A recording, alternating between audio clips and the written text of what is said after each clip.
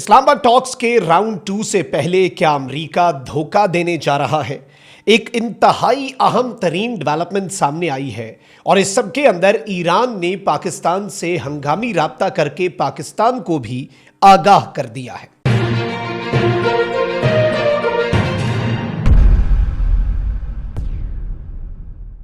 बिस्मिल्लाहिर्रहमानिर्रहीम, अस्सलाम वालेकुम। मैं हूं मखदूम शहाबुद्दीन। 20 अप्रैल 2026 पीर का दिन। कुछ इंतहाई आम तरीन अपडेट्स हैं मुज़ाकरात के हवाले से। आपको मालूम है कि ईरान जो है वो इस वक्त पाकिस्तान में राउंड 2 जो है उस हवाले से अपने कंसर्न्स और अपनी एक कंडीशन सामने रखे हुए हैं और उस वक्त तक ईरान का ये कहना है कि हम इन मुज़ाकरात में अमेरिका के सामने नहीं बैठेंगे। लेकिन इस सब में एक और ख़तरनाक डेवलपमेंट भी सामने आई है। पाकिस्तान की पसे पर्दा मस्बत कोशिशें भी जारी हैं और हमारे पास इत्तलात जो हैं वो भी हम आपके सामने रखते हैं कि क्या इस वक्त कोई ख़दशा है, क्या इस वक्त कोई तशवीश है और ये मेक और ब्रेक मोमेंट कैसे है। ये सारी डेवलपमेंट्स इंपॉर्टेंट हैं, लेकिन उससे पहले अगर अभी तक आपने इस वीडियो को लाइक नहीं किया, लाइक ज़रूर कर दें। कॉमेंट सेक्शन में राय का इजहार भी कीजिएगा। पाकिस्तान जिंदाबाद का नारा आपने कॉमेंट सेक्शन में लाजमी लिखना है। नाज़रीन इकराम, सबसे पहले तो ईरान के जो पाकिस्तान में सफ़ीर हैं उन्होंने एक बड़ी इंपॉर्टेंट स्टेटमेंट दी है कि आप आलमी कवानीन की खिलाफ वर्जियाँ करते रहें, अपना जो ब्लॉकेड है उसमें अपनी फ़ौज की तादाद को डबल कर दें, ईरान को मज़ीद जंगी जराइम की धमकियां दें और अपनी गैर माकूल जो डिमांड्स हैं वो ईरान के सामने रखते रहें और फिर आप कहें कि तड़ियां लगाने के साथ कि आप डिप्लोमेसी कर सकते हैं। इस सब के अंदर उन्होंने कहा कि जब तक ये आपका नेवल ब्लॉकेड कायम रहेगा, फॉल्ट लाइंस रहेंगी और अमेरिका जो है वो ये जो अमेरिका का वतीरा है उसे ये छोड़े। अगर हमने आबनाए हुर्मुज़ खोलने की बात की तो अमेरिका को अपना नेवल ब्लॉकेड फौरी तौर पर ख़त्म कर देना चाहिए था, लेकिन अमेरिका ने नहीं किया तो हमने आबनाए हुर्मुज़ दोबारा बंद कर दी। अब याद रखिएगा, नर्व्स की गेम शुरू हो चुकी है। अब ये आखिरी चंद घंटे हैं सीज़ फायर ख़त्म होने से पहले और सीज़ फायर एक्सटेंड के बजाय या मुआहदा होना है या फिर मामला खराब होना है। Pakistan peace efforts are ongoing. Pakistan बेहतरीन अंदाज में चीजें लेकर चल रहा है डिस्पाइट द रेटरिक। मैं आपको पहले ये डिस्क्लेमर दे दूं, डिस्पाइट द रेटरिक ये चांसेस ही हैं और इस वक्त इम्कानात तमाम इस जानिब एक बड़ा वाज़ेह इशारा है कि पाकिस्तान जो है वो इस पूरे सिनेरियो में ये पीस टॉक्स करवाने भी जा रहा है। ये पीस टॉक्स होनी है, ईरान भी आएगा। अमेरिका को अगर थोड़ा सा पीछे हटवाना पड़ता है पाकिस्तान वुड डू दैट।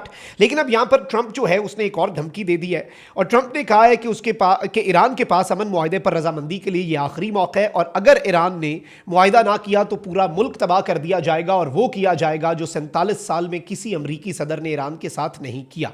अच्छा, फिर वहीं दूसरी जानिब मैं आपको यह बताऊं कि गैर मुल्की खबर रसां एजेंसी के मुताबिक ईरानी मीडिया का कहना है कि ईरान ने अभी तक अमरीका के साथ नए मुज़ाकराती दौर में शिरकत का फैसला नहीं किया, जबकि ईरान की सरकारी खबर रसां एजेंसी इरना ने कहा है कि नतीजा खेज मुज़ाकरात का कोई वाज़ेह इम्कान नहीं है।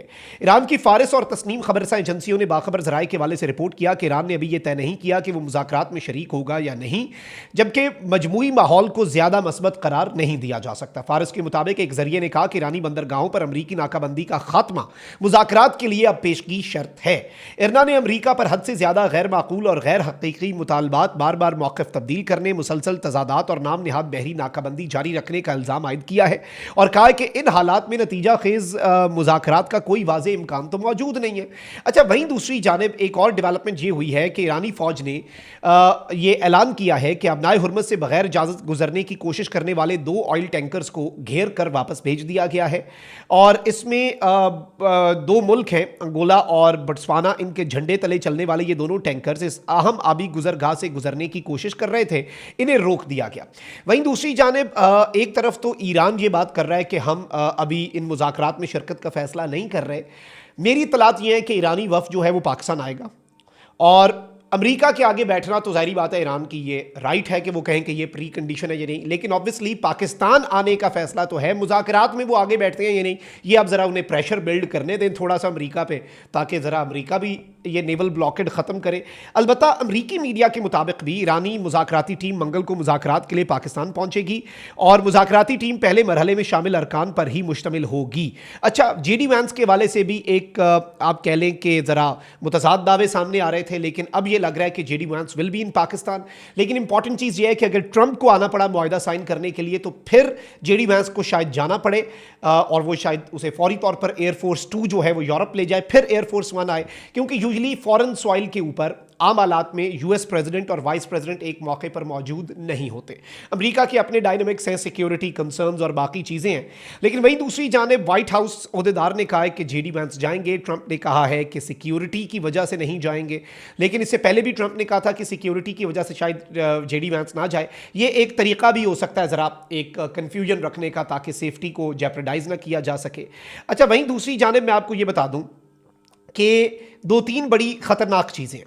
एक तो ये कि ईरान जो है उसने पाकिस्तान से रब्ता किया, वज़ीर ख़ारजा ने भी, और ईरान के सदर जो हैं उन्होंने पाकिस्तान के प्राइम मिनिस्टर से भी रब्ता किया। और इसमें इवन पाकिस्तान के प्राइम मिनिस्टर ने तो सऊदी अरब, कतर और तुर्की से जो एक बातचीत हुई है उस पर भी एतमाद में लिया। 45 मिनट तक ये गुफ्तगू जारी रही, बहुत सी चीज़ें जो हैं वो डिसाइड हुई हैं। लेकिन अब अमेरिका जो है वो अपना, आप कह लें कि जो नेवल पावर है वो बढ़ा रहा है, और यूएसएस जेरल्ड फोर्ड जो है अमेरिका का एयरक्राफ्ट कैरियर, वो वापस मिडिल ईस्ट पहुंच चुका है। मिडिल ईस्ट में उसका पहुंचना, और वही ईरान के सफीर भी कह रहे हैं कि आप ब्लॉकेड भी कर रहे हैं और अपने ब्लॉकेड को डबल भी कर चुके हैं। मतलब अगर आपने नॉर्मल रहना होता, आपने जितना ब्लॉकेड लगाया था आप उतना लगाते, आप अपनी ताकत भी बढ़ाते जा रहे हैं। और जाहिर बात है अमेरिका ये चाहता है कि जरा अपने मसल्स फ्लेक्स कर सके, अपनी चीज़ें जो हैं उन्हें अपने हिसाब से लेके आगे जा सके। और इस सब के अंदर अब ईरान जो है उसके हवाले से ये रिपोर्ट सामने आ रही है, और ईरान के अंदर ये कहा जा रहा है कि जी अमेरिका तो इस सब की आड़ में हम पर हमला कर सकता है, अमेरिका की तरफ से तो हम पर अटैक किया जा सकता है। कल ये खबर रूस की एक थिंक टैंक ने भी दी, और उसने ये एनालिसिस किया कि भाई ईरान जो है उस पर अमेरिका अपना इस वक्त जो मिलिट्री पावर बढ़ा रहा है, ईरान पर अमेरिका एक बड़ा हमला भी कर सकता है, पहले से ज़्यादा बड़ा, ज़्यादा शिद्दत के साथ। तो ये सब कुछ धोखा भी हो सकता है। लेकिन इसमें जाहिर बात है शायद पॉसिबिलिटी ये है कि ये मेक और ब्रेक मोमेंट है। तो अमेरिका और ईरान दोनों अपनी तैयारी में हैं कि अगर मुज़ाकरात फेल होते हैं तो फिर जाहिर बात है फिर जंग शुरू होगी, और शायद ज़्यादा शिद्दत से हो कि भाई बातचीत से भी कुछ नहीं निकला। That is why Pakistan role is very important at this very crucial moment, make or break moment है। अच्छा, अब इस सब के अंदर एक और डेवलपमेंट ये हुई है कि एक तो ईरान जो है उसने ये बात कर दी है, और ईरान का मीडिया कर रहा है कि अमेरिका धोखा दे सकता है और हम पर बड़ा हमला कर सकता है। सरप्राइज ईरान के हवाले से कहा जा रहा है कि ईरान की एस्टैब्लिशमेंट ये समझती है, they are anticipating a surprise attack from United States. अब वॉल स्ट्रीट जर्नल ने कहा है कि अमेरिका बैनुल अक़वामी समुद्रों में मौजूद ईरानी ऑयल टैंकरों और तिजारती जहाज़ों पर कब्जा करने की भी कोशिश कर रहा है। एक तो नेवल ब्लॉकेड है, लेकिन अगर इंटरनेशनल वाटर्स में ईरान का कोई ऑयल टैंकर है या बहरी जहाज़ है तिजारत के पर्पज़ के लिए, ट्रेड वाला, जंगी जहाज की मैं बात नहीं कर रहा। अखबार की रिपोर्ट के मुताबिक अमेरिका इस इकदाम से ईरान पर दबाव डालना चाहता है ताकि वो आबनाए हुर्मुज़ खोल दे और अपने एटमी प्रोग्राम पर अमेरिका को रियायतें दे। दूसरी जानिब ईरान के पासदारान इनकलाब ने कह दिया है कि आबनाए हुर्मुज़ पर नया ऑर्डर नाफिज होगा। हुर्मुज़ से गुजरने के लिए ईरानी नेवी की इजाज़त अब आइंदा हमेशा हमेशा के लिए लाजिम होगी, और तय किए गए रास्ते पर ही जहाज सफ़र करेंगे। नेवल जहाज़ों के गुजरने पर सख्त पाबंदी होगी। वहीं दूसरी जानिब ईरानी फौज के ब्रिगेडियर जनरल मोहम्मद रजा ने कहा है कि ईरान पर मुसल्लत जंग दोबारा शुरू की गई तो ये आलमी जंग में इस मरतबा तब्दील होगी, और किसी सूरत भी ईरान की मिसाइल बनाने की सलाहियतों को भी कोई नहीं रोक सकता। और इस बार आलमी जंग में भी ये तब्दील होगी, और इस बार तैयार किए गए मिसाइलों से जवाब दिया जाएगा। यानी अब हमने जो लेटेस्ट मिसाइल जो आज तक इस्तेमाल नहीं की है, और हमने पिछले 1 महीने के अंदर जो मिसाइल लेटेस्ट तरीन तैयार किए हैं, हम उससे जवाब देंगे अमेरिका को। तो देखेंगे एक मेक और ब्रेक मोमेंट है। मैं इस वक्त ऑप्टिमिस्टिक हूं, मुझे उम्मीद है कि चीज़ें मस्बत होंगी, और अभी दोनों साइड्स मसल्स फ्लेक्स कर रही हैं, अपने ज़रा खुल के खेल रहे हैं, ताकि दूसरी साइड को ये ना लगे कि भाई कोई पीछे हट गया, और वो हु ब्लिंक्स फर्स्ट, कौन पहले पलक झपकता है, इस पर इस वक्त असल मैच फंसा हुआ है। बट लेट्स जस्ट होप कि पाकिस्तान के जो बेहतरीन पीस एफर्ट्स हैं वो फ्रूटफुल रहें, और उनमें से कुछ एक लास्टिंग पीस, देर पा अमन जो है वो निकल सके। अपना बहुत ख्याल रखें। पाकिस्तान जिंदाबाद।